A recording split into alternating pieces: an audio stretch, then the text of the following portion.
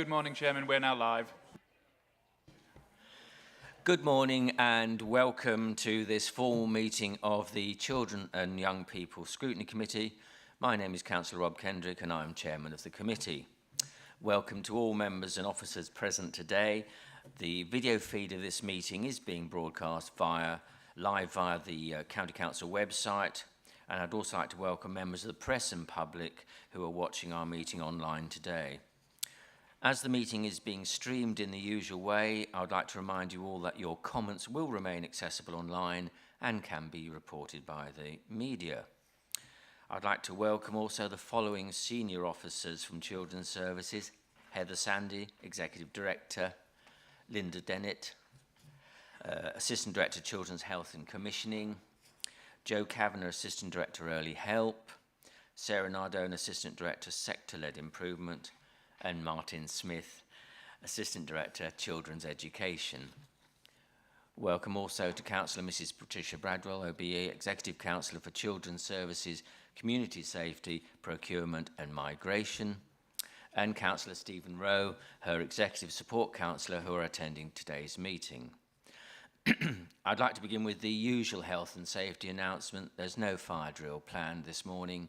In the event of the fire alarm sounding, we need to leave the council chamber through the rear doors and leave the building through reception into the front car park. We then need to wait for further instructions.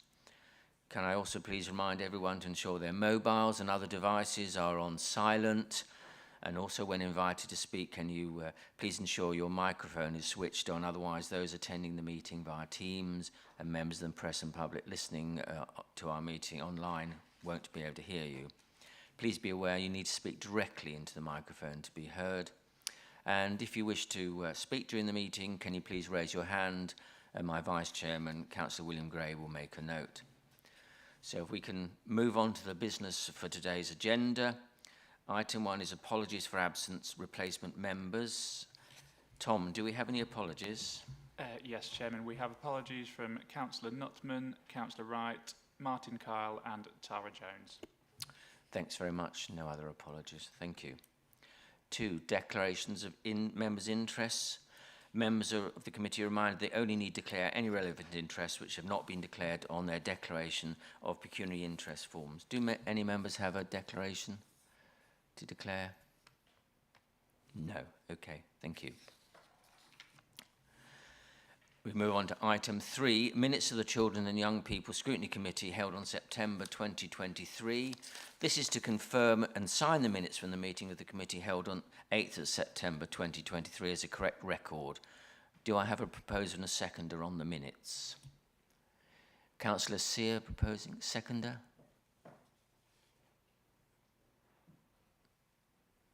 Dr. Van der Zee, thank you very much. All those in favour, please raise your hand. Any against? No. Any abstentions? 1 abstention. Councillor Kelly, thank you. Thank you, that's the minutes agreed. Move on to item 4, announcements by the Chairman, Executive Councillors and Chief Officers.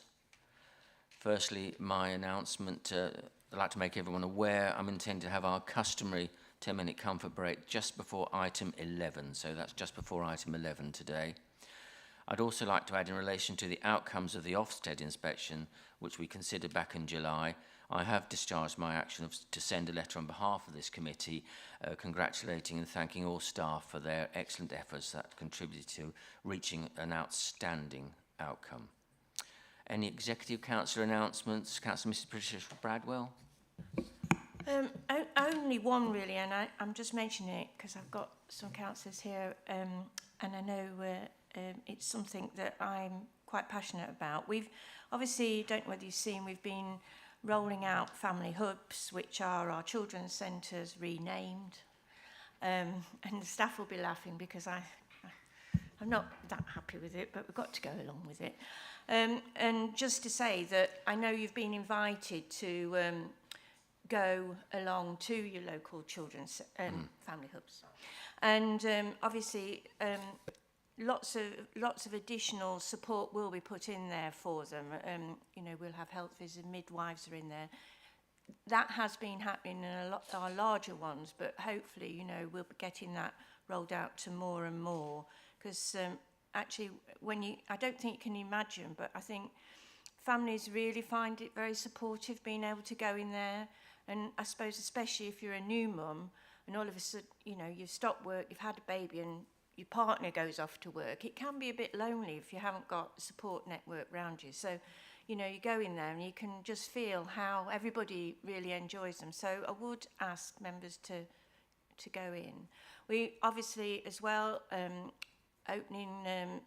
getting more and more special schools opening as well. So they're moving on as well, a big project, and I'm looking at Eileen across the way, and obviously everybody's doing a great job in doing that as well, and we've got the Children's Centre. So everything's happening, and hopefully members will, as we get things moving along, you'll join us in the celebrations of opening them, really, because it is going to,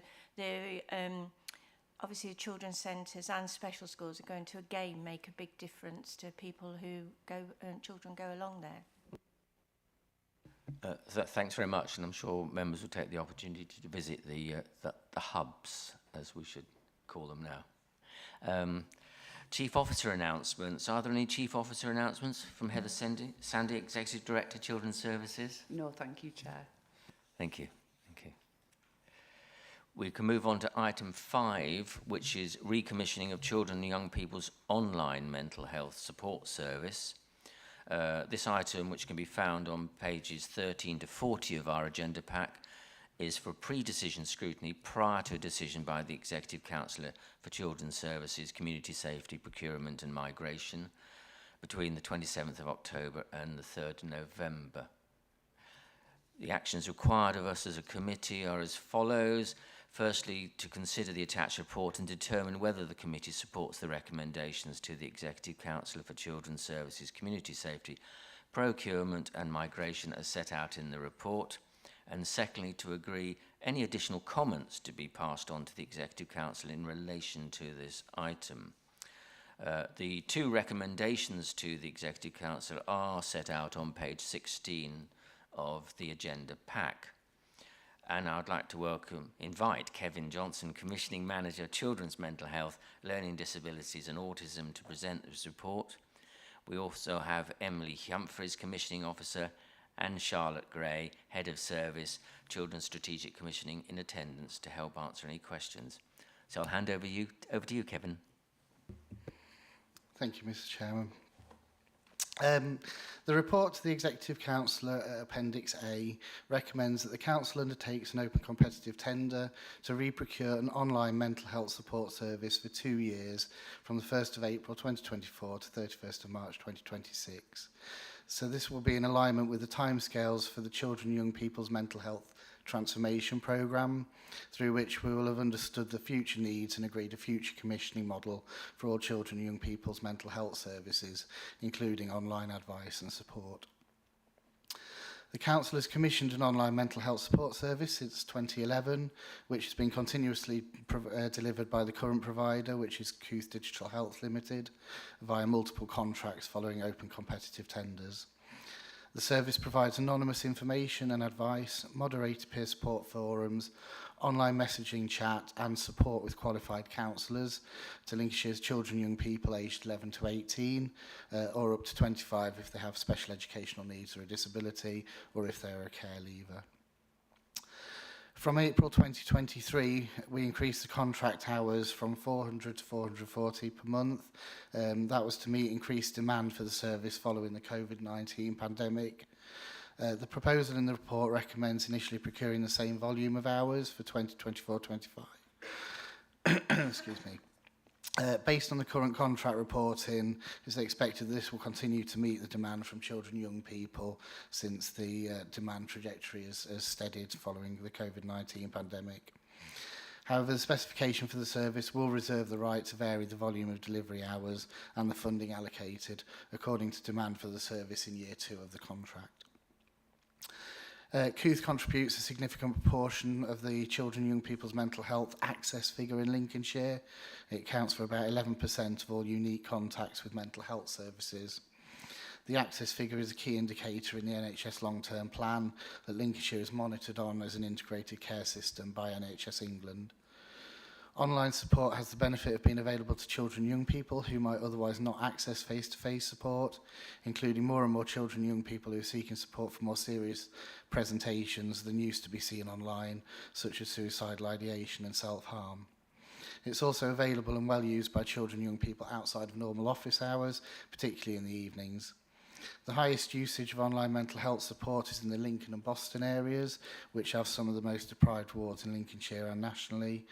They also have the highest number of black minority ethnic populations in Lincolnshire who have been shown in research studies to prefer this online and self-access support.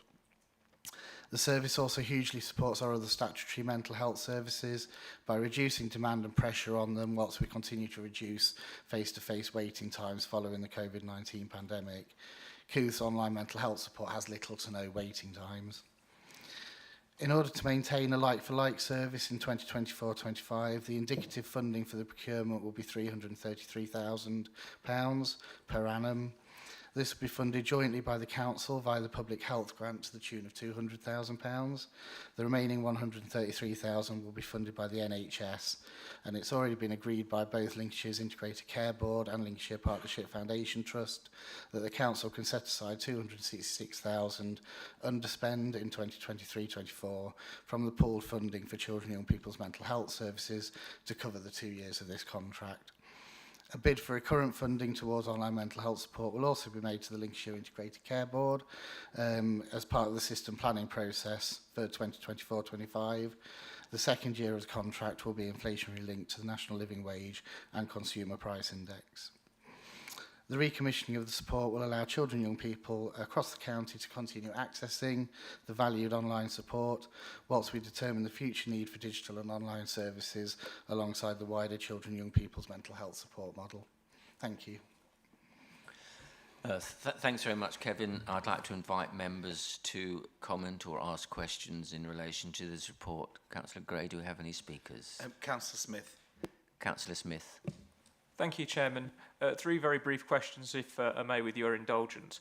Why are those from a British minority ethnic background most likely to self-refer, and do we know why others from other backgrounds are less likely to do so? Why is the Midlands, in comparison to the rest of the country, so poorly served with regarding mental health provision, and what's being done in Lincolnshire specifically to rectify this? Especially for those who need face-to-face services, as online services do not have the desired impact for everybody and their mental health. And finally, Chairman,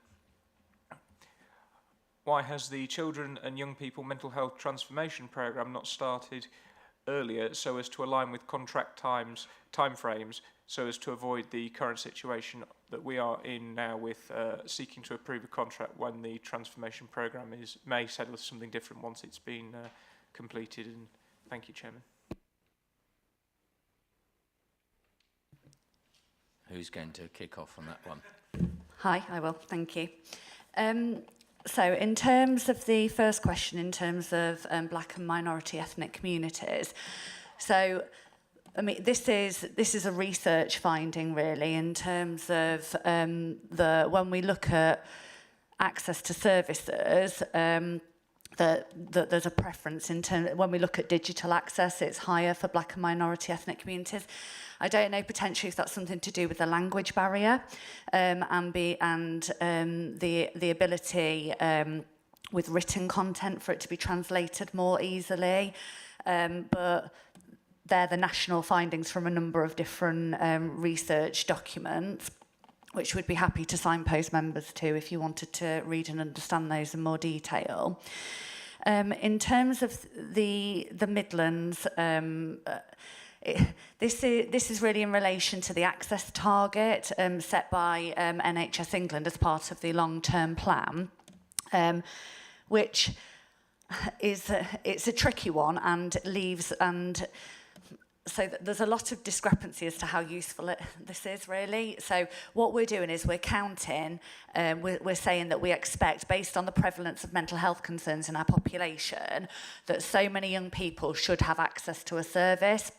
And it counts a service as being a certain number of clinical contacts. And I guess that works against a preventative type model, i.e. you do more at the beginning and stop people from coming into needing a specialist service. I would like to think that from a Lincolnshire perspective, we've invested a lot in preventative services, and we've seen the likes of Healthy Minds and things that have actually been able to drive down referrals, and so we see less children and young people coming in. However, we also know there's a data recording issue. We've purposely not counted contacts for children that are autistic within our data, whereas other areas do. But we've said as a system, we want to be true to the fact that this is about mental health contact. And so what that ends up doing is it can sometimes skew the data in comparison to other areas.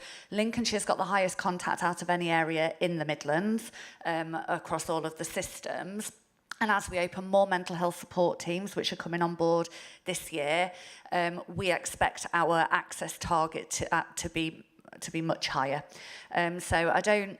There's lots of work that goes on around this, and that's, you know, it's the access target is there to obviously ensure children and people do get access to services, but there's a lot of hidden data within that, and if that makes sense. And then finally, in terms of the mental health transformation programme, the scale of the mental health transformation programme is huge. It covers all of our offer from prevention right the way through to children's inpatient services, which are commissioned by NHS England.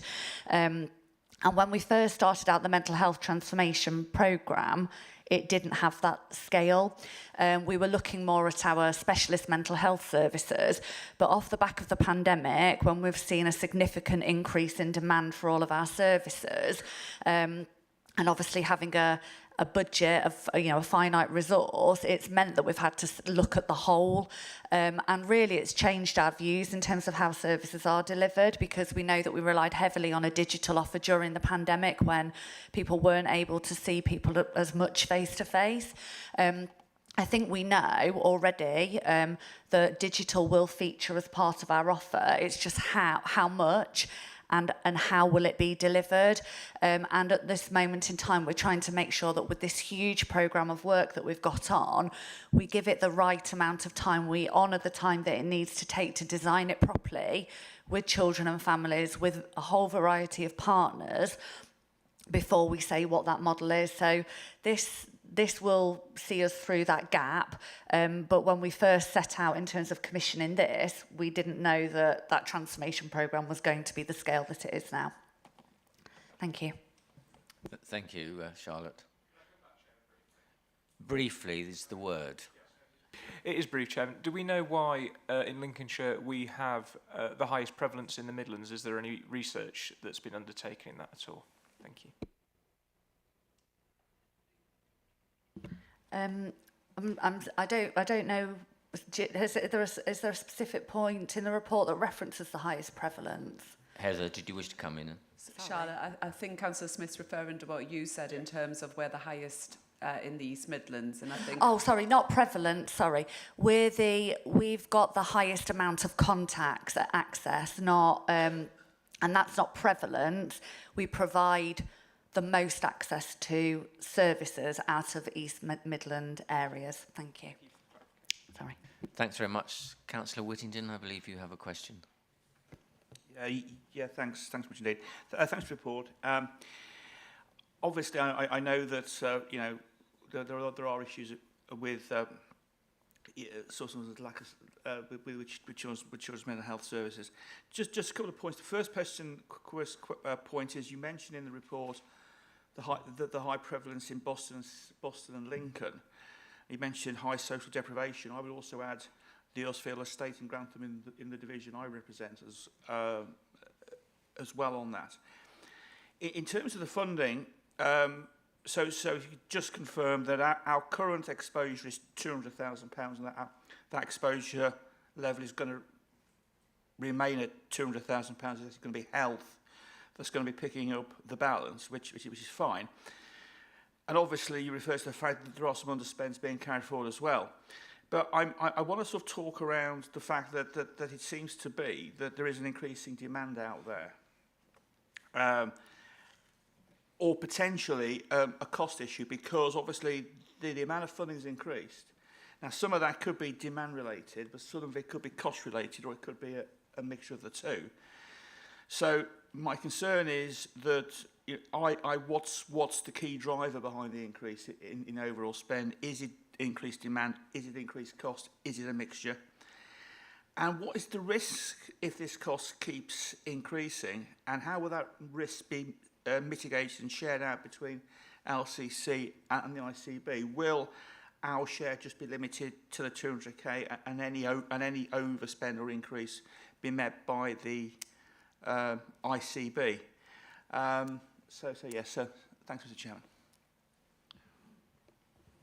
Thank you. Yeah, I can confirm from a council perspective, it will be the £200,000 worth of funding, and that the remainder will be coming from from health partners in terms of this. In terms of the cost base, so within the previous contract that's been in place, there hasn't been a mechanism for increasing the funding per unit effectively. With inflation being much lower and held lower for many previous years, that hasn't really been necessary. We've been able to continue at the same unit cost. We know now that when the provider, obviously we're working on the current provider, but really what we're going to do is procure from an open market. So we don't know we're looking at what the market is telling us basically is how much the unit cost is. We know though the costs have risen since we first procured the service, and so we need to be realistic about how much a service like this would cost going forward, which is why you'll see that the cost per unit has effectively risen over time. And as you would see from all the other markets and various other reports that come through here, and you yourself will know, inflationary increases are impacting in terms of staffing, electricity, all of the different costs that organisations have to factor in. So that's driven it up. Unfortunately, we've not seen a reduction in terms of demand, which might offset some of those other costs if we were buying less in terms of volume. We've seen an increase in demand, and so what we want to make sure is that we can supply the service for the volume of young people that feel that they need it. What we have seen is a plateau though, and we're not seeing as many young people coming through as we were originally post-pandemic, which is why we're confident in terms of the volume that we're commissioning now. Is that okay? Thank you. Councillor Baxter? Thank you, Chairman. 3 questions. Firstly, do we have enough hours? Based on my sums, it looks like a plaster over a gaping wound, because everywhere in the media you see that there are loads of children with issues, and mental health issues in particular. If we have 440 hours a month shared between 78 schools, that means 11 half-hour sessions per month, which is less than 3 per week. So a typical secondary school, according to my rough maths, gets 3 children onto this programme. Is that enough? Secondly, the cost per hour looks dear. If we're 295,000 annual costs between 5,280 annual hours, that equates to £55 per hour. I recognise that trained counsellors are not cheap, but how much is being spent on the actual counsellor giving the counselling, and how much is on the infrastructure and admin and on costs and everything else? Because £55.90 per hour sounds expensive. And thirdly, what provision have we got for face-to-face? Is that down to individual schools to provide? And what provision is there for individual schools? Do we have any face-to-face counselling? That would be on a different contract, presumably. Okay, firstly, in terms of volume, so based on what we're seeing in terms of demand, and bearing in mind that you can just log online and go on to this service, so there's no referral process in place. So what we're seeing in terms of demand is that after the pandemic, we saw, you can see figure 1, the chart in the paper, shows what we commissioned and the amount of hours that young people wanted to access. And you could see what we commissioned wasn't enough in terms of the demand in 22-23. Hence, we increased the volume. And what we're seeing now, and this is the same across CAMS, for example, or the Children's Mental Health Services, we're starting to see the number of referrals and people coming through slow down. So the following year, which isn't shown on that table, which is this year, we are seeing that we are working within the hours of volume that we've purchased. And this is something that's been, as Kev explained in the overview, has been in place since 2011. It's known, this particular provider is known amongst children and young people. Schools are aware of it, professionals are aware of it in terms of signposting. So I'm confident that people know about it and then know how to access it. And we are seeing that we have got enough volume.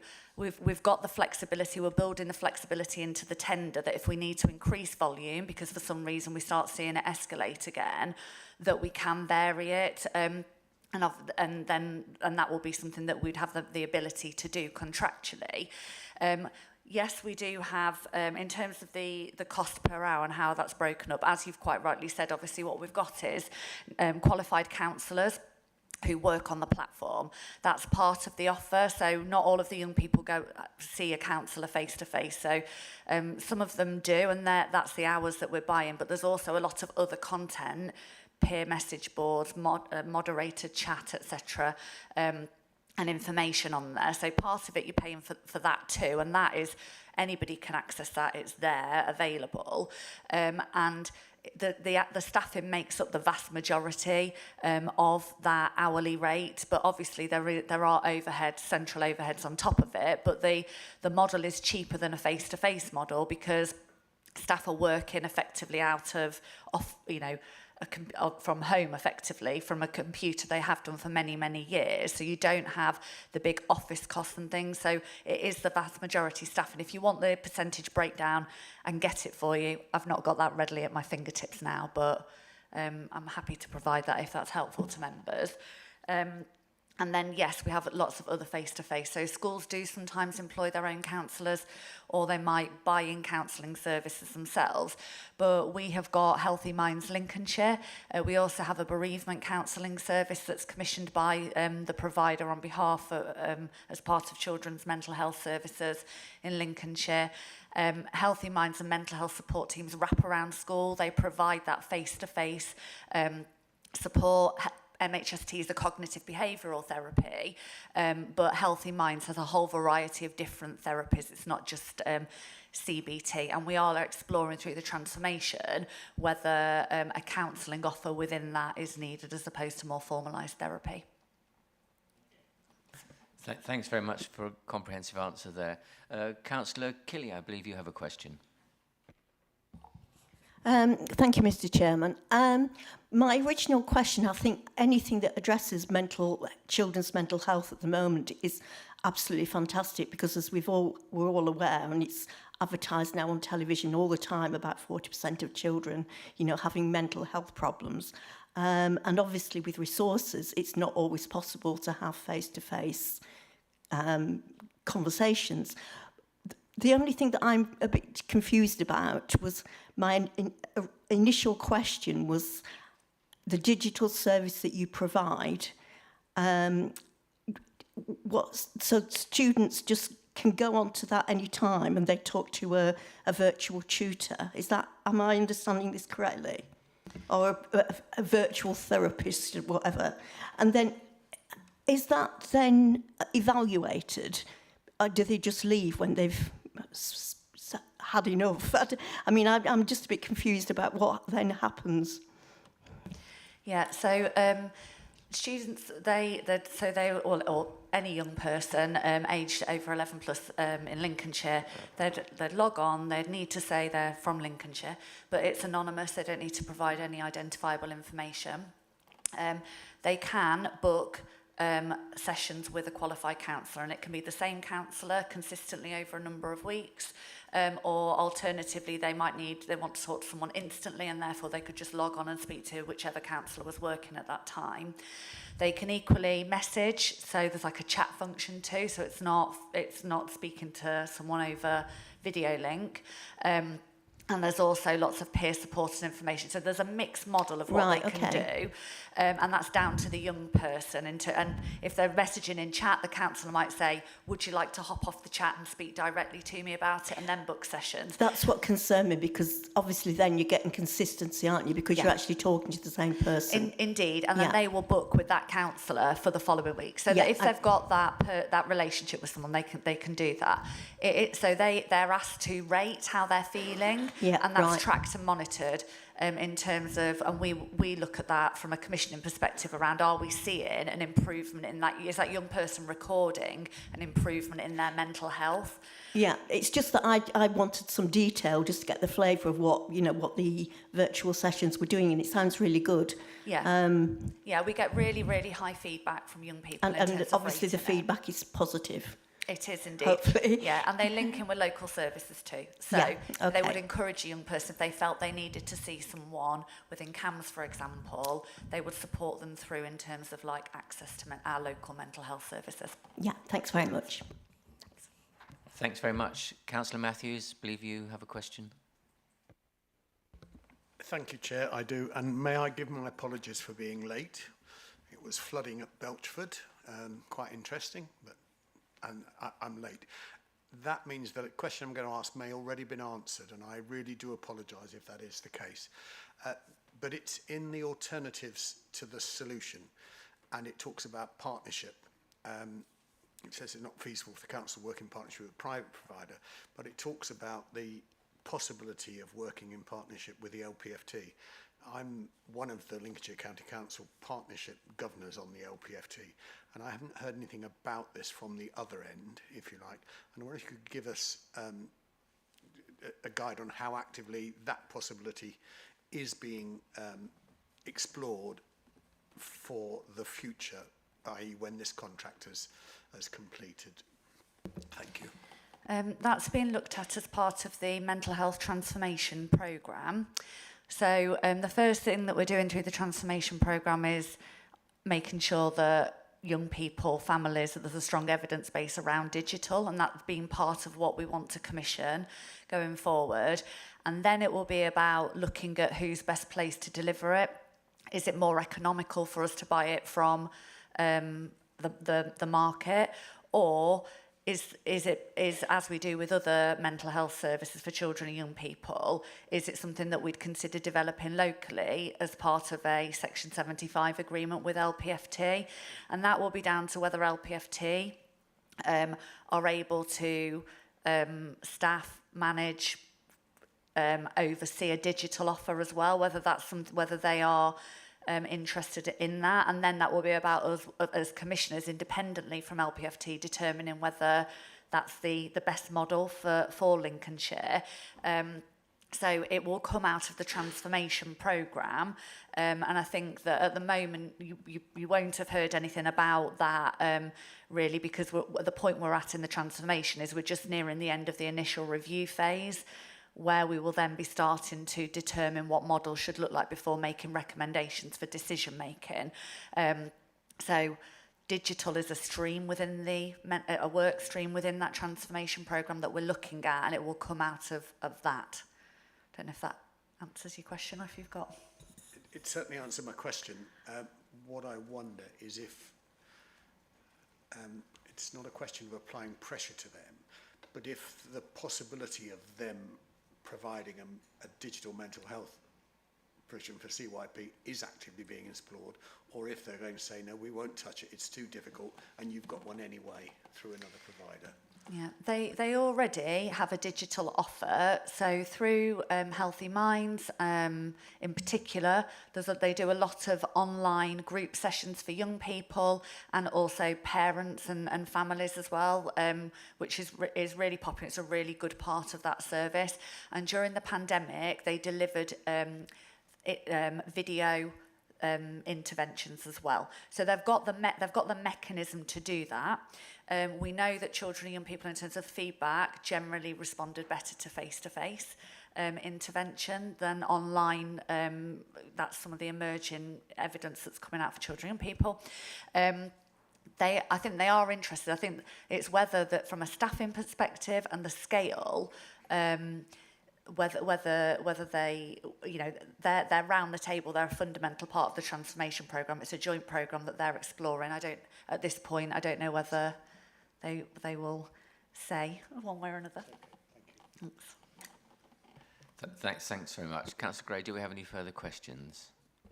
No further questions. Thank you. I'd like to therefore propose that we support the two recommendations to the Executive Council for Children's Services, Community Safety, Procurement and Migration. Could I please have a seconder? Councillor Smith, thank you very much. The comments from the committee's discussion on this report have been recorded by Chiara Hatziano, a scrutiny officer, to be passed on to the Executive Councillor. We will now vote on the item, and you are voting on whether you support the recommendations to the Executive Councillor for Children's Services, Community Safety, Procurement and Migration, and agree to provide the additional comments. And we've had a number of comments and questions made this morning. All those in favour, please raise your hand. Any against? No. Abstain? One against, was there? Councillor Kelly, were you against or in favour? Thank you for the clarification, and no abstentions, I assume. Thank you very much. That is carried. Thank you. And thank you, Charlotte, for your input this morning. Thank you. We can move on to item 6, which is the Maples Short Breaks Provision Recommissioning.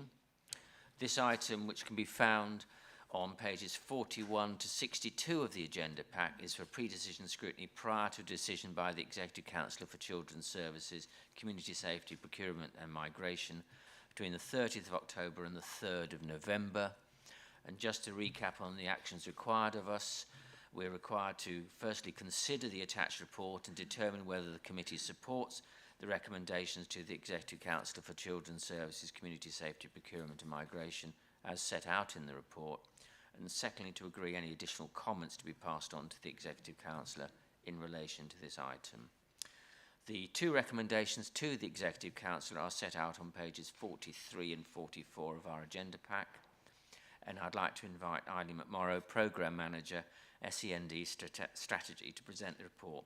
We also have Sheridan Dodsworth, Head of SEND, in attendance to help answer any questions. So it's over to you, Eileen.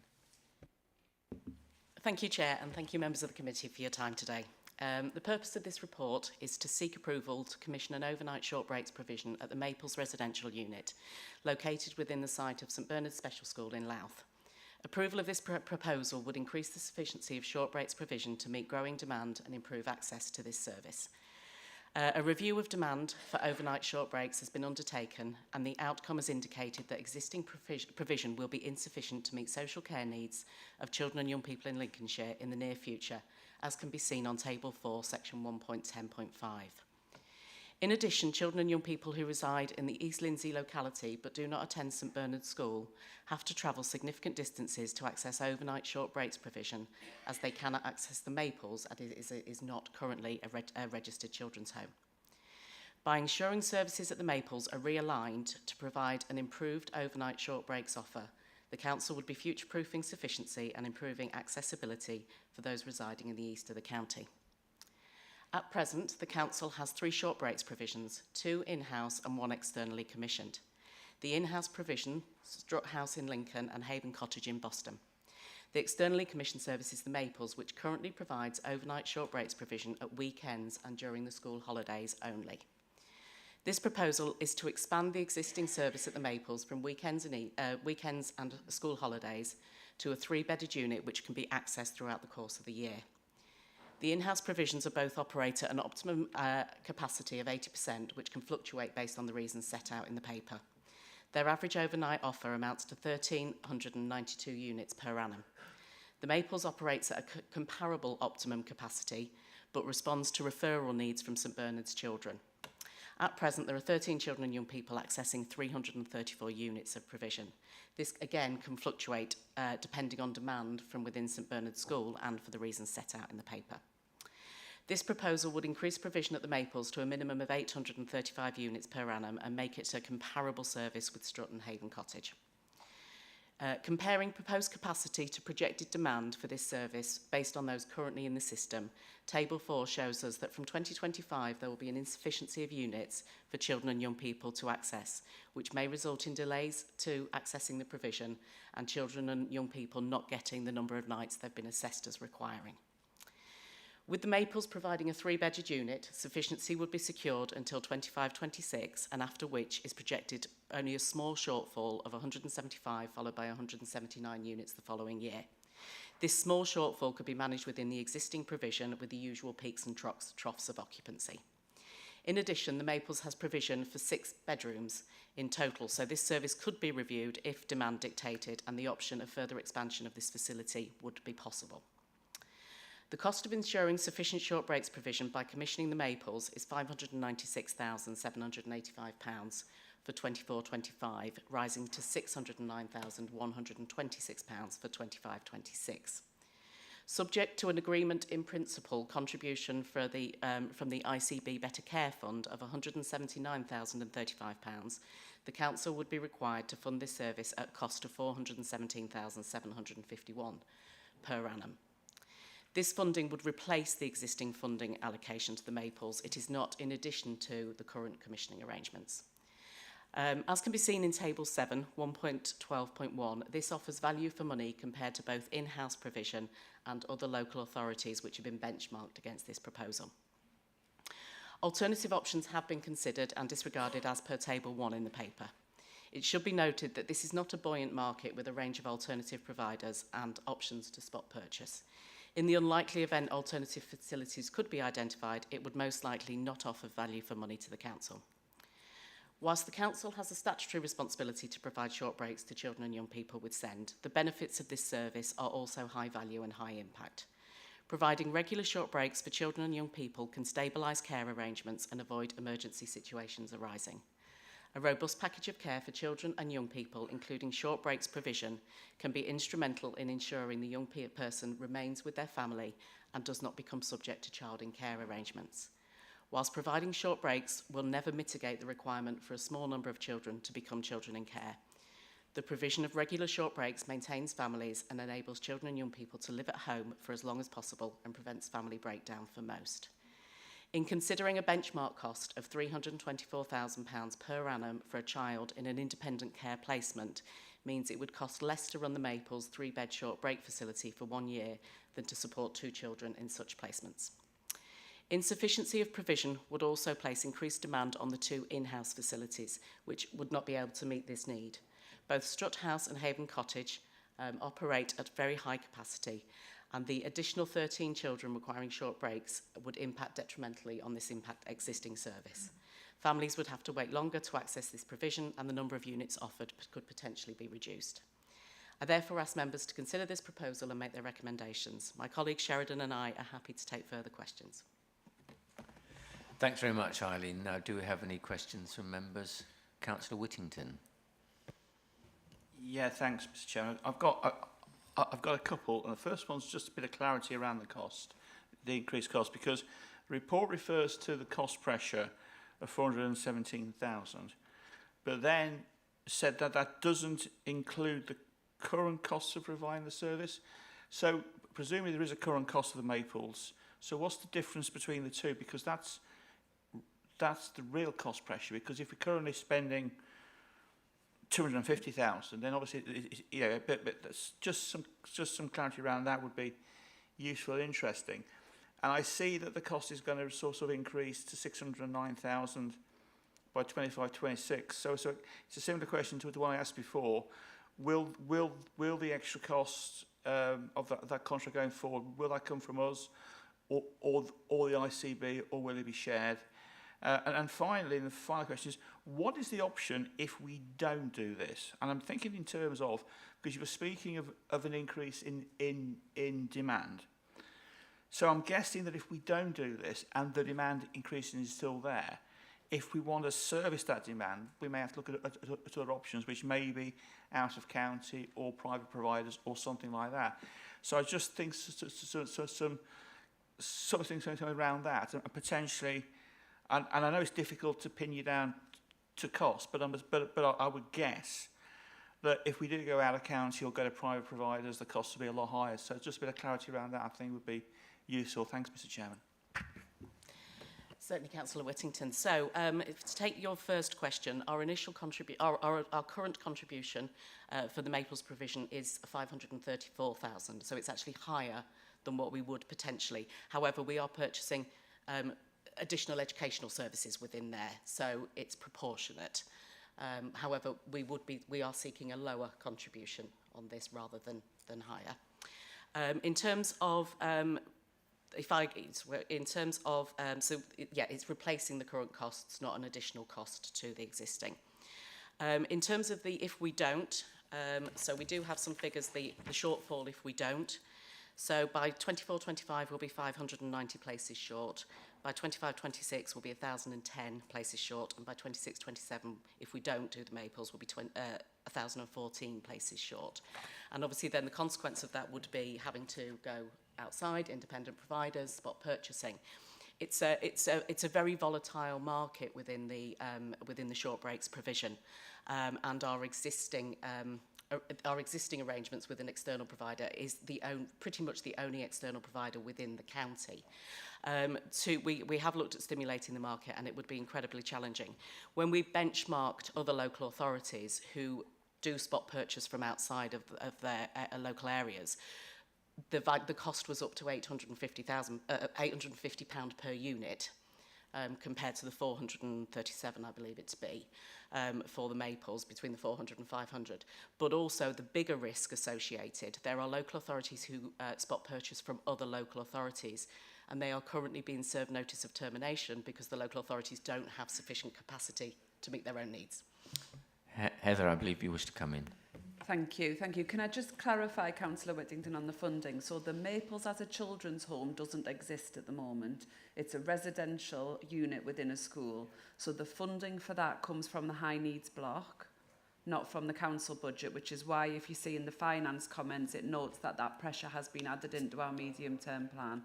So it's a lower cost, but it's coming from a different budget because it's no longer going to be doing that which we've had the paper on previously, the educational residential provision, and it's going to be focusing on where we've really got demand and where we really need to make a difference.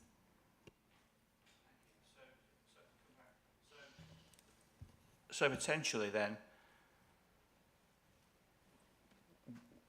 and I'm guessing we can't transfer money from the high needs block back into mainstream services. So that saving on the high needs block will probably just be eaten up by other things within the high needs area. Thank you, Councillor Whittington. So as this committee knows, the high needs block's under extreme pressure. So there are, we report on that to this committee, and we'll be reporting on it soon. But you're absolutely right. That's a budget that's under extreme pressure nationally, and one that is, I don't envisage that we'll be able to think of wonderful new things to do with that money. I think it will be absorbed into the current pressures we've got there. Thank you. Councillor Matthews, I believe you have a question. Yes, I'm probably just about to embarrass myself, but I'm hoping that my colleague, Councillor Whittington, will get his calculator out. Eileen, you gave us a really quick-fire breakdown of the figures, and I got completely lost. But you talked about 1,392 beds being currently provided. This might provide an extension of 330, and I got lost here, whether it was 330 was the current provision. You want to expand that to 840. The cost would be 596,000. That looks to me as if a bed night costs nearly £1,200. You then went on to say the external provider is doing it for 457. What I'd really like to know is what is a bed night under the proposed extended scheme, and what the bed night would be if the 6-room extra also became available, because I imagine it's not a pro rata cost growth if there's an additional bedroom with 6 beds and you've got staff on. So I'm not challenging any of your figures. You just went so fast. and that was fantastic, but bear of little brain, it just looks a very expensive additional provision, but that might be the way that I've calculated against the capital sums. Yeah, so my apologies for Councillor Matthews for firing the figures. So in terms of our comparisons of in-house short breaks units, we have a cost per unit of 599 per unit and 576 per unit at our existing in-house provision. And the Maples proposal would be £537 per unit, based on a 3-bedded facility. If we were to increase that to a 5-bedded unit, that would be significantly less, again, because of economies of scale. I haven't got the figures to hand on that, but I can provide them at a later date, but it is circa the high 300s per unit. So, far be it from me to work through policy, but wouldn't it make sense to increase the opportunity at this stage and go...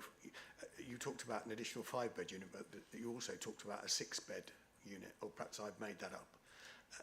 But it strikes me that this is very good. I understand this is essentially important, but cost-wise, it would be much better if we were being able to make full provision at £330 a bed night than have a partial provision at 547. Don't quote me on those figures, that you know them and I don't, but you can see the difference. It's clearly a cost saving of 200 and we meet our obligations. Mm-hmm. Absolutely. So in terms of the 5-bed and the 6-bed, it's got 6 bedrooms, but we always potentially try and utilise an emergency bed. So we would review it as a 5-bedded unit. Heather, did you want to? So in terms of demand, so obviously we could purchase more than we need and it would be lower per unit, but we'd be paying significantly more than we need. One of the things that's really important with these provisions is that we keep on top of occupancy. So if I can describe it, so these are usually extremely disabled children whom we're giving a break to at the weekend so that their families can have some respite and so that we maintain care in the home. Lots of things can happen to disrupt that last minute, like illness, like family deciding they want to keep their young person that weekend. And so occupancy rates are something that we're really, really hot on because it can very quickly drop. So if you have more capacity than you need, we're going to have empty beds which we're not utilising and which we're paying for. So it's this is what we've projected we need. We're confident within the gaps that we'll get for the reasons I've said we'll be able to fill in those forthcoming years. But we've got potential in another couple of years to do that expansion. But we think this is the most cost-effective way to do it currently. Just in addition to that as well, Heather, if I may, in terms of where our demand is based, it's not at highest in East Lindsey, it's at its highest in the Lincoln and Boston area. So what we don't want is increased provision in the East area and then our other, where we haven't got the demand. Thank you. Do we have any further questions, Councillor Gray? No further questions. Thank you. I'd therefore like to move to a proposal. I propose that we support the 2 recommendations to the Executive Councillor for Children's Services, Community Safety, Procurement and Migration. Could I please have a seconder? Councillor Whittington, thank you very much. The comments from the committee's discussion on this report have been recorded by Chiara and the Scrutiny Officer to be passed on to the Executive Councillor, and other comments obviously have been made this morning which have been noted. We will now vote on this item. You are voting on whether you support the recommendations to the Executive Councillor and agree to provide the additional comments. All those in favour, would you please raise your hand? Thank you. I expect none against on that basis, or abstentions. So therefore it is carried. Thank you very much. We now move on, move on to item 7, potential topics for scrutiny review by Scrutiny Panel A. Now, this item can be found on pages 63 to 72 of your agenda pack and sets out a request from the Overview and Scrutiny Management Board to identify a suggestion for potential scrutiny review by Scrutiny Panel A. And just to remind everyone of the actions required of us, We're required to consider the request from the Overview and Scrutiny Management Board for a suggestion for an in-depth scrutiny review by Scrutiny Panel A, bearing in mind the following criteria as detailed in Appendix A, and I'll just recap on those. A would the proposed review add value? Is the proposed review topic of concern to local residents? Thirdly, is the proposed review topic a priority for the council or partner agency? Following that, would the proposed review topic avoid duplication with any other reviews or actions? Is the proposed review topic unlikely to be affected by new legislation or guidance in the forthcoming year? And finally, is the review topic sufficiently focused to be completed within an appropriate timescale? And I'd like to invite Chiara to present the report. So it's over to you, Chiara. Thank you very much, Mr. Chairman. The report before you seeks to consult members of this committee regarding a potential allocation of an in-depth review to Scrutiny Panel A. Chairman, as you mentioned, there are certain criteria to be met. When considering a potential topic for a scrutiny review, the Overview and Scrutiny Management Board will reflect on the level of priority of a topic or a thematic area, and will need to ensure that the topic is not duplicating the work that is carried out elsewhere, whether within the organisation or with any of our partners. Moreover, it must be ensured that the scope is not too broad, and therefore an in-depth review can be completed within a set timescale. In section 6, pages 65 to 66 of the report that you have before you, you will find a commentary received by the Executive Director of Children's Services. 2 topics have been put forward: young carers and workforce recruitment and retention. The first aims to raise awareness of a cohort that is often hidden in plain sight, recognising that children and young people caring for family members with complex needs are less likely to self-identify as carers or be identified as such, constituting access to support problematic. The second topic seeks to review support available to workforce that delivers key services to our communities. The aim is to address recruitment and retention challenges, feedback any further suggestions for improvement, and identify actions or initiatives that LCC can lead on towards improving the future picture. In addition to these 2 topics, members are encouraged to make their own suggestions as part of today's discussion that will follow shortly. The committee is advised to agree on 1 topic to be put forward, which will subsequently be included in the final report to the Overview and Scrutiny Management Board. Topics will be further filtered through a prioritisation toolkit that can be found on Appendix A of this report, which is there for your perusal. Topics from all scrutiny committees will be considered on the 21st of December, where the Overview and Scrutiny Management Board will agree which of these will be allocated to Scrutiny Panel A. This concludes my briefing to you, and I'm happy to take comments and questions, and thank you very much. Thank you, Chiara. Do we have any comments or questions on particularly the 2 suggested items that we have before us this morning? Councillor Baxter's indicating. Oh, Councillor Baxter. Thank you, Chair.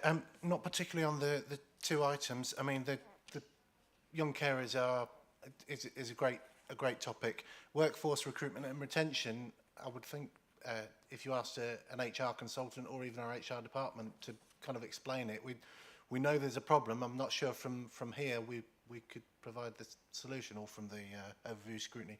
What I wanted to ask, and I'm a newbie at this committee, so if this is completely on the wrong track, I won't be offended. Physical exercise in communities and in schools is desirable. Across the county and across the country, the opportunities for children and young people to do physical exercise are diminishing. Fewer children play outside because of safeguarding, danger and so on. School timetables and school facilities dictate that provision of exercise is a particular difficulty in terms of meeting the requirements for a good lesson. The experience of my daughters at school is that they always play rounders, because in rounders everybody gets a go, everybody's participating all the time and so on. Tennis, that's no use to anybody because you can only teach 2 people at a time. So in terms of what you might call proper sport or individual sports, I think that's very rare. So also, schools are dependent on teachers who are massively, heavily committed, and to say, right, we want to have external sports clubs or to sports and recreation at lunchtime, guided by teachers. It's difficult. My point is, kids don't play anymore, or kids don't play as much as they should, and girls particularly, there is a cliff edge at the age of 13, 14, perhaps when young people are body conscious, where participation in sport generally and competitive sport disappears. We've got a crisis of obesity across the country, we've got a crisis of mental health, we've got a crisis of ordinary health, and more sport, more recreation would make an improvement to that. But, as I keep saying about my beautiful daughters who are a drama person, a gymnast and a swimmer, it's not about the sport, it's about building relationships and confidence and teamwork and resilience and dealing with success and dealing with failure. It offers so much. As a county council, what can we do to make it better? Thanks very much for that, Councillor Batt. So the one thing that crosses my mind is what is in the remit of the council, and I'm thinking in terms of the curriculum in schools and so on. That's outside, but maybe Heather can advise better than I could.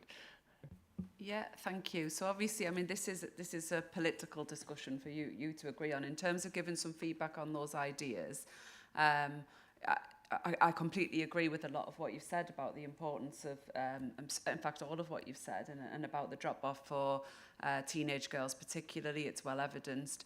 I would agree the difficulty in doing a scrutiny review is our influence on school curriculums is zero. You know, schools dictate their curriculums. And then, and there's a national curriculum, which should mean children are getting taught that broader set of sport. I think in terms of the other areas it will touch into is district council responsibilities about leisure and leisure facilities and provision within those areas as well. So, you know, I think it's a very broad area, and I'm not sure what the county council could do specifically to. When we do work with the one sports network, and also I sit on the Health and Wellbeing Committee, which look at this matter in isolation as well. So I don't know if there's duplication there, but it's one that could be considered and then looked to see if it's got duplication in terms of if the committee supported it. Thanks for that. Councillor Bradwell, did you wish to come in? Yeah, just quickly, because I think actually sport is delivered in schools. I go into schools a lot, and you know they do sports. But I have to say, I'm getting on, and both my daughters were very sporty, and you know I play a very old person sport, but you know, I think it is up to the individual, and I think when young people get to 12 or 13, they all of a sudden either decide they love sport or they don't love sport, and I think that's some of the problem. Again, I've got a granddaughter, she does everything. In fact, she worries me that she's now started rugby, and she's a slip of a thing. But do you know what I mean? So she's very much in that mode, I must try all sorts of sports, tennis, all sorts, netball. So I do think, you know, again, having two daughters myself, I just think it is, you either love sport or you hate sport. I loved it, but it is difficult. But I definitely can say, hand on heart, our schools are primary schools, you know, especially, say they've got a bit of a difficult class, they will get those children out running around playing sport, because actually that then takes away some of that excess energy so that they can go in and learn. So I think there's lots going on. I think because we're a huge rural county as well, some people, if you don't live in, you know, a village or a town, you know, it is up to parents to take children, and that can sometimes, you know, it's not helpful, but genuinely, I do think there is a lot going on, but I do think as well there's lots of young people it's turned off by sport, and it is probably about encouraging more, you know, schools to encourage more, but I just think we do a good job. Thank you. I think we can all agree things such as team sports are very important for building confidence and people working together. We have some further comments, Councillor Whittington? Yeah, thanks, Mr. Chairman. Looking at the two options that's been suggested, I mean, both of them have got a considerable amount of value, and we do know that both these issues have come before this committee recently. The question really is, if we do decide on one, to put one forward, there's a possibility, obviously, that if we do, it might not be accepted. Are we, in terms of in-depth scrutiny, limited to what the scrutiny panels do? Or if we do think that one of these issues is major, are we still in the realms of being able to do our own test and finish group or in-depth scrutiny, or are we limited by the scrutiny panels? Thanks. Chiara, perhaps you could clarify that for us. Yes, very happy to do so. So, Councillor Whittington, the allocations are limited in terms of in-depth scrutiny reviews. So we've got 2 running in parallel, Scrutiny Panel A and B, and they each undertake one topic strictly until they complete their remit. Now, in terms of any other work that can be done in parallel, that's absolutely something that we would encourage and promote. So long as there is a topic of a certain level of priority that can be completed under a function of a working group, perhaps, for example, that is something that we would be encouraging. Just to remind members, each scrutiny committee can have up to 2 working groups running in parallel. Their remit is a little bit more restricted, and the period that they have available to complete their works is also limited to up to 3 months, so 3 meetings in 3 months. But that's definitely something that we would be very happy to explore with members of this committee should an allocation of one of the topics not be made. Thank you. Thanks very much. And Councillor Matthews, I believe you have a comment. It's not a comment. I want to drop a little cat amongst the pigeons. These two are really good things. But I wonder if we could take a look through one of the scrutiny panels about mental health provision for children and young people. I'm particularly interested, and I have raised it in other places, and it may be that it is something that Scrutiny Panel B is going to look at, in which case I'll be quiet. I'm interested in the relationship between the mental health provision for children and young people that we make formally as our offer, and then the additional external support for children and young people who are under 18 through people like LPFT and through other agencies, and how much that is joined up so that we track mental health issues. So that's one side to it. And then very specifically, I'm interested in the transitioning of young people, because in the children in care and in the corporate parenting, we are hearing that education is being held back a great deal for our children in care and for children and young people, quite high percentages, and we're behind the curve nationally. For, I think I've got the years right, 15, 16, 17-year-olds who are late entrants into care, and they are receiving inappropriate, in my mind, mental health provision, and then they cannot transition, or then they enter a transition phase where it gets messier.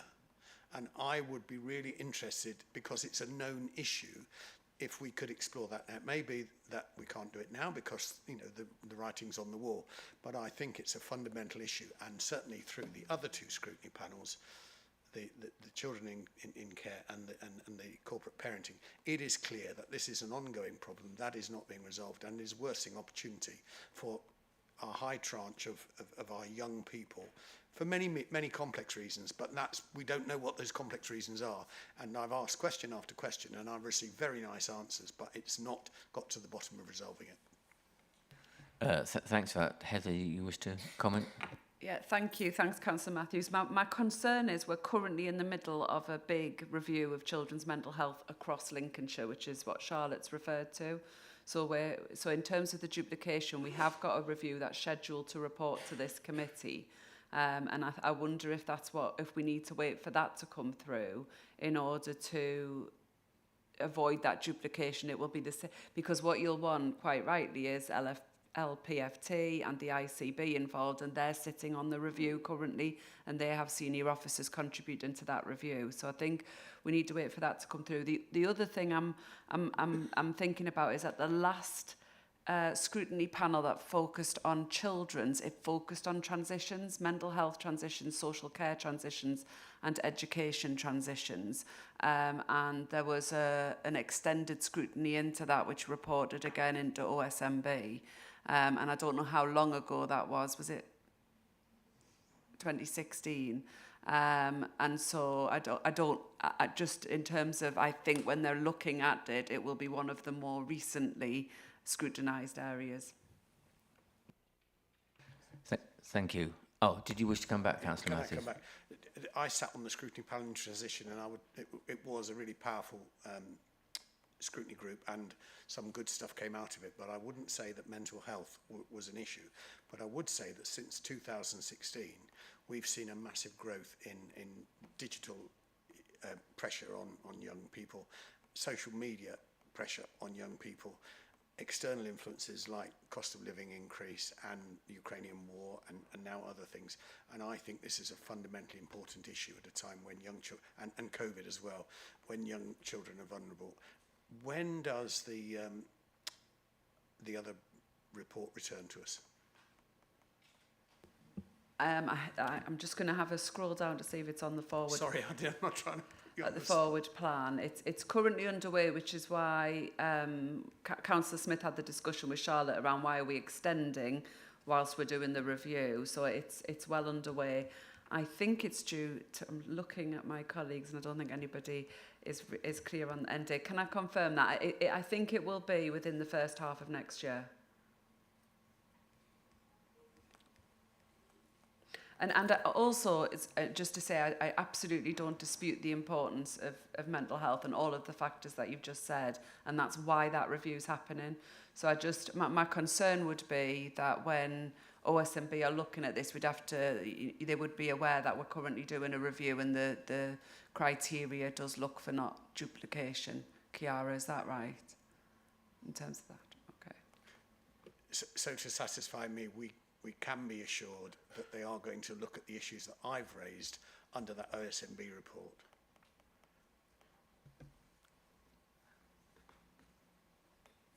So Chiara, I think in terms of process for this, I think what Councillor Matthews is saying, he would like that down as a consideration for OSMB. So how do we agree as a committee what goes through?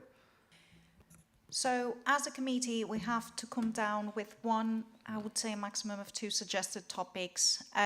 What we will do then is we will put those topics through the prioritisation toolkit and complete an assessment of the priority level of other work that is being carried out in that direction, work streams from internally and also our key partners and other organisations, and we'll come up with a document that summarises all the topics that have been put forward from all the committees. The only thing I would like to caution about is that by increasing the number of topics that are being suggested, that doesn't necessarily ensure allocation from this area of council services. So we can do that, we're happy to do that, and then consider any potential other type of work stream that could cover any unmet need in that topic, in that area, in that thematic. Councillor Matthews, you wish to come back? Yes, and I'm really sorry, and this will be the last intervention. I appreciate... I think that I understood what Heather was saying, is that these specific topics fall within the scope of a programme that is taking place now and might report sometime early next year.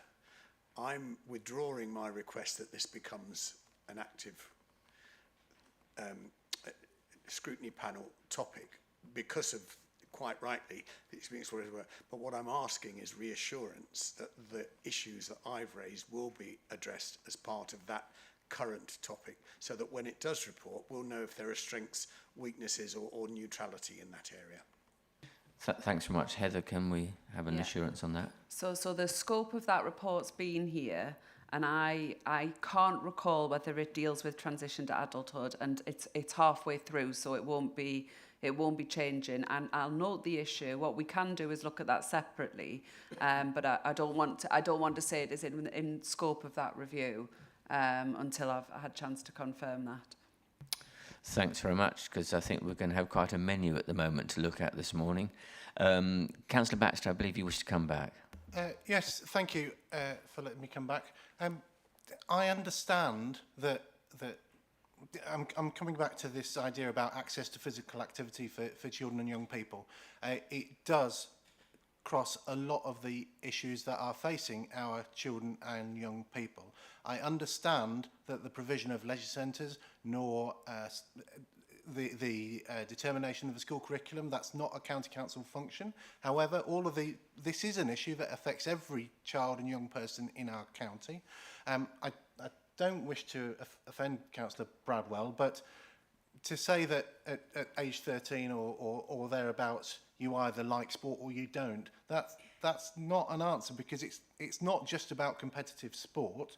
And also, my question, and part of what I would ask for the scrutiny group to look at is why? Why do some people like it and some people don't? I know it's ancient history. At my school, I was taught not to like sport. I was told run around that field 2 times before you kind of given a ball in the it was awful. It was like, if you've seen the film Kes, that was a documentary about my school experience. It's awful. And I'm sure that things are better now. Some things are better, some things are worse. We, myself and Councillor Whittington, sit on the SACRA, the religious education thing, where there is a systematic trawl through the Ofsted reports of the county to say, what are we doing about religion and ethics and so on. I don't think anybody does that for sport or activity. And I'm not talking about the curriculum, I'm talking about the access.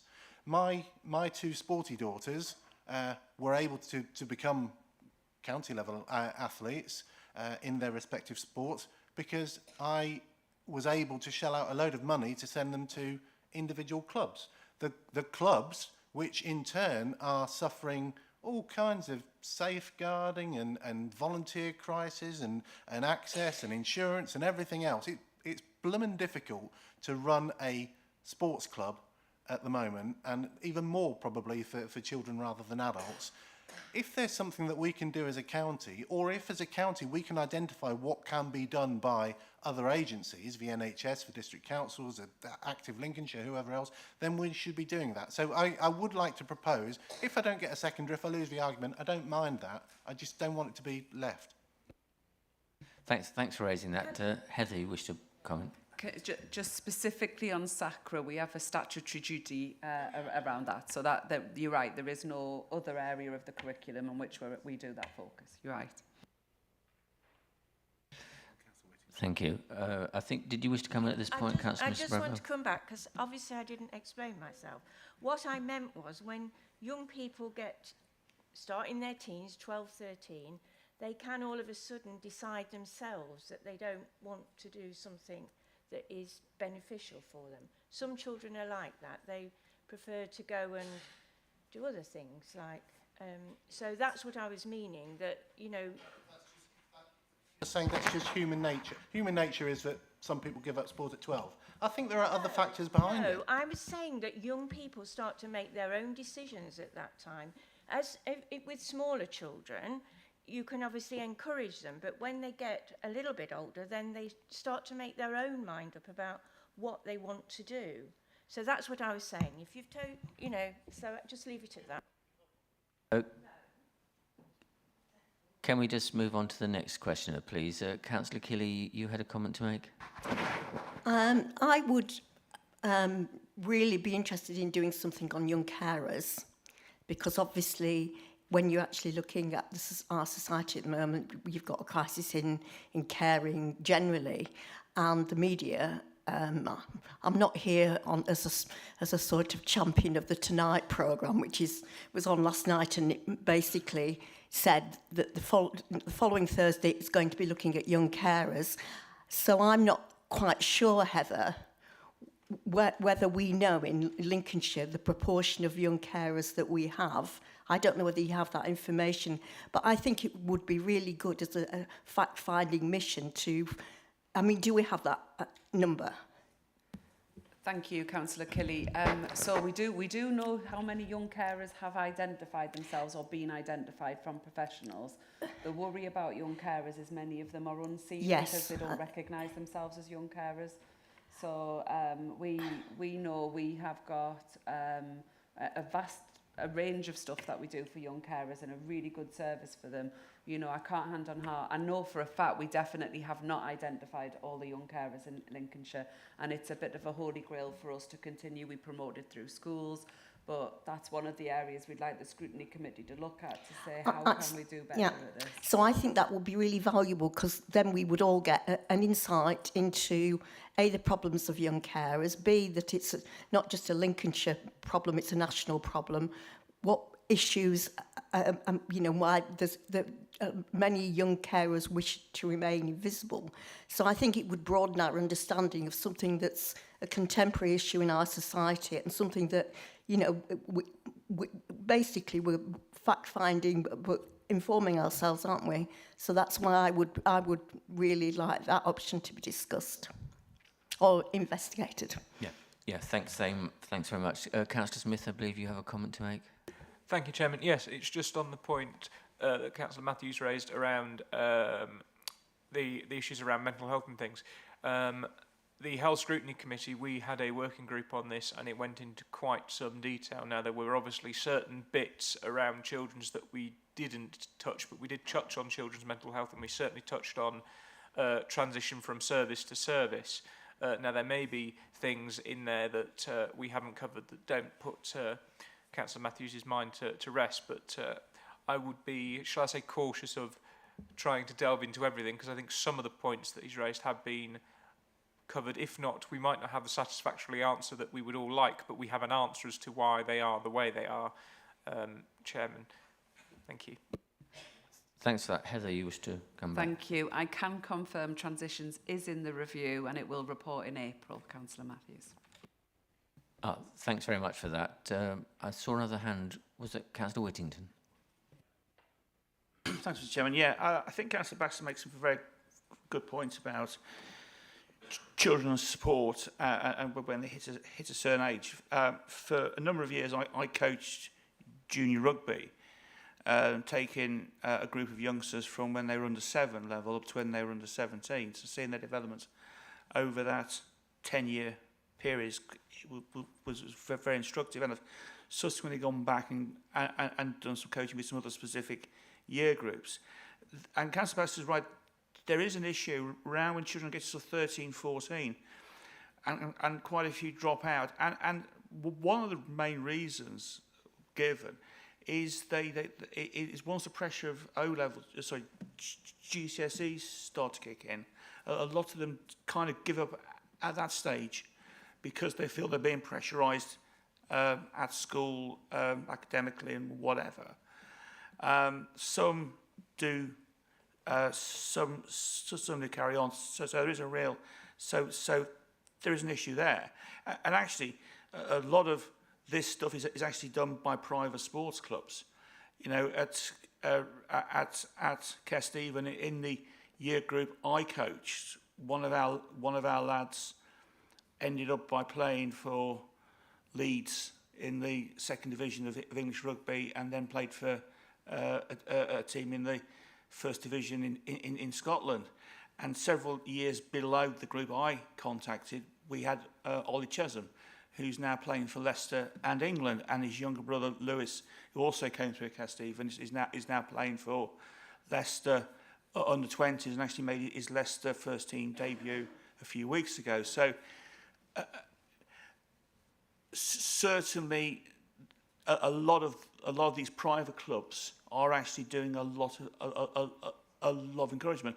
Obviously, children play sport at school as well, but I don't think we can underestimate the value of the private sports clubs. You know, but so maybe using the wrong word, private. I mean community sports clubs, whether it's football or rugby or cricket or athletics or whatever sport it is. So I do think it is probably that is important issue.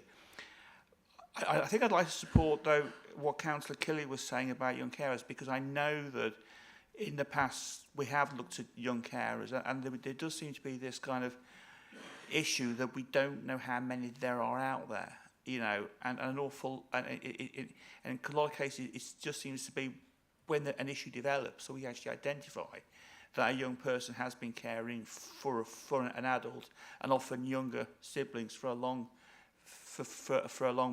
period of time.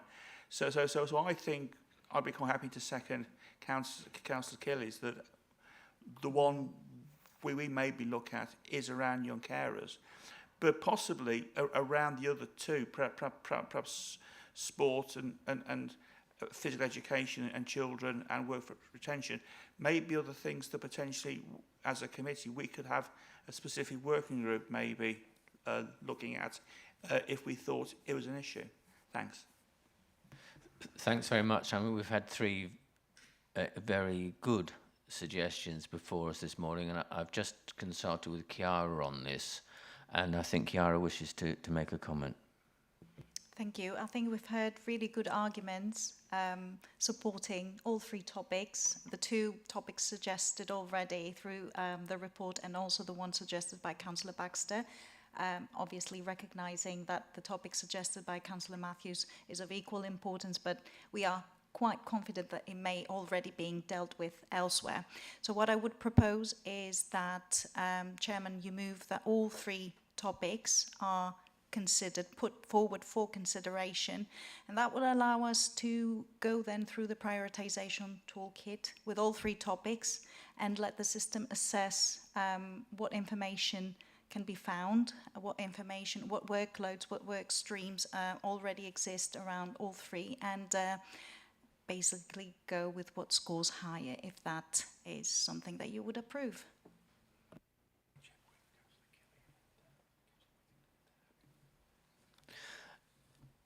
Councillor Kelly, would you be happy for that proposal to go forward if I were to do that? And Councillor Whittington, would you be happy for that to put all three into the pot, as it were, and let it go through the process to determine which scores highest?